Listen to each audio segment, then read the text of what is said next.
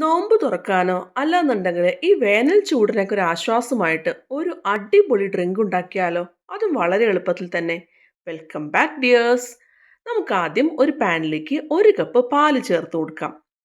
അതിലേക്ക് നമുക്ക് 2 table spoon പഞ്ചസാര ചേർത്ത് കൊടുക്കാം. എന്നിട്ടൊന്ന് മിക്സ് ചെയ്യാം. ഇനി നമുക്ക് ഹൈ ഫ്ലെയിമിൽ വെച്ചിട്ട് ഇതൊന്ന് തിളച്ച് വരുന്നത് വരെ ഒന്ന് വെയിറ്റ് ചെയ്യാം. പാലൊക്കെ ഒന്ന് തിളച്ച് വരുന്നുണ്ട്. ഈ സമയം കൊണ്ട് നമുക്ക് 1 ടേബിൾ സ്പൂൺ കസ്റ്റർഡ് പൗഡർ എടുക്കാം. അതിലേക്ക് കുറച്ച് വെള്ളം അല്ലെങ്കിൽ തിളച്ച് വരുന്ന പാല് ചേർത്ത് കൊടുക്കാം. എന്നിട്ട് കട്ടയൊന്നുമില്ലാതെ ഒന്ന് മിക്സ് ചെയ്തെടുക്കാം. ഇനി നമുക്ക് അത് തിളച്ച് വരുന്ന പാലിലേക്ക് ചേർത്ത് കൊടുക്കാം.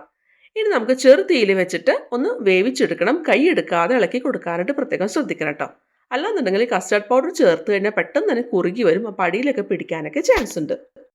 ഇത് അത്യാവശ്യം ഒന്ന് കുറുകി വന്നു കഴിഞ്ഞാൽ നമുക്ക് ഫ്ലെയിം ഓഫ് ചെയ്യാം. എന്നിട്ട് നന്നായിട്ട് ചൂടാറാൻ വേണ്ടിയിട്ട് ഒരു സൈഡിലേക്ക് ഒന്ന് മാറ്റി വെക്കാം.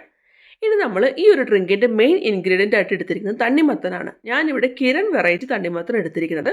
ഈ ഒരു വെറൈറ്റി എടുക്കുകയാണെന്നുണ്ടെങ്കിൽ നല്ല മധുരമായിരിക്കും ഫ്ലഷിന് ഉണ്ടാവുക. അതുപോലെ തന്നെ കുരു അധികം ഉണ്ടാവില്ല കേട്ടോ. ഇനി നമുക്ക് ഈ തണ്ണിമത്തൻ ചെറിയ കഷ്ണങ്ങളാക്കി ഒന്ന് മുറിച്ചെടുക്കാം. ഇനി നമുക്കത് ഒരു ബൗളിലേക്ക് ഒന്ന് ചേർത്ത് കൊടുക്കാം.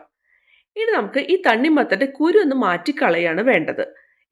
ഈ കിരൺ വെറൈറ്റി എടുത്തുകൊണ്ട് തന്നെ ഒരുപാട് പണിപ്പെടേണ്ട ആവശ്യമില്ല കേട്ടോ. വളരെ ചുരുക്കം എന്ന് വെച്ചാൽ വിരലുണ്ടാവുന്ന കുരു മാത്രമേ ഉണ്ടാവുള്ളൂ. അത് നമുക്കൊന്ന് കളഞ്ഞിട്ടൊന്ന് എടുക്കാം.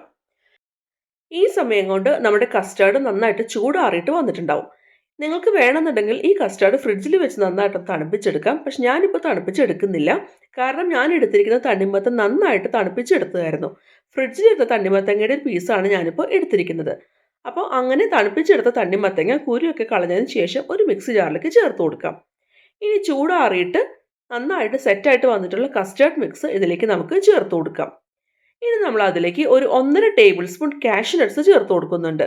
ഇനി നിങ്ങൾക്ക് മധുരം ആവശ്യമുണ്ടെന്നുണ്ടെങ്കിൽ കൂടുതൽ പഞ്ചസാര അല്ലാന്നുണ്ടെങ്കിൽ കണ്ടൻസ് മിൽക്ക് ചേർത്ത് കൊടുക്കാം. എന്നിട്ട് നന്നായിട്ടൊന്ന് അടിച്ചെടുത്തൊന്ന് കൊണ്ടുവരാം കേട്ടോ. ഇപ്പോൾ നമ്മുടെ അടിപൊളിയായിട്ടുള്ള വാട്ടർ മെലൺ ജ്യൂസ് ഇവിടെ റെഡി ആയിട്ടുണ്ട്. ഇനി നമുക്കൊരു സെർവിങ് ഗ്ലാസ്സിലേക്ക് ചേർത്ത് കൊടുക്കാം. നിങ്ങൾക്ക് താല്പര്യമുണ്ടെന്നുണ്ടെങ്കിൽ ഐസ് ക്യൂബ്സ് ചേർത്ത് കൊടുക്കാം. നല്ല ടേസ്റ്റാണ്. ഒരു ഐസ്ക്രീം രുചിയിലുള്ള ഒരു അടിപൊളി എന്ന് വെച്ച് കഴിഞ്ഞാൽ ഒരു അടിപൊളി ഡ്രിങ്കാണ്.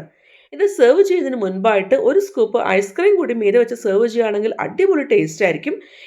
ഈ ചൂടത്ത് കുടിക്കാനും അതുപോലെ നോമ്പ് തുറക്കാനൊക്കെ പറ്റുന്ന ഒരു കിടിലൻ ഡ്രിങ്കാണ്. അപ്പോൾ എല്ലാവരും ട്രൈ ചെയ്ത് നോക്കണം. എന്നിട്ട് നിങ്ങളുടെ ഫീഡ്ബാക്ക് എന്നെ അറിയിക്കാൻ മറക്കരുത് കേട്ടോ.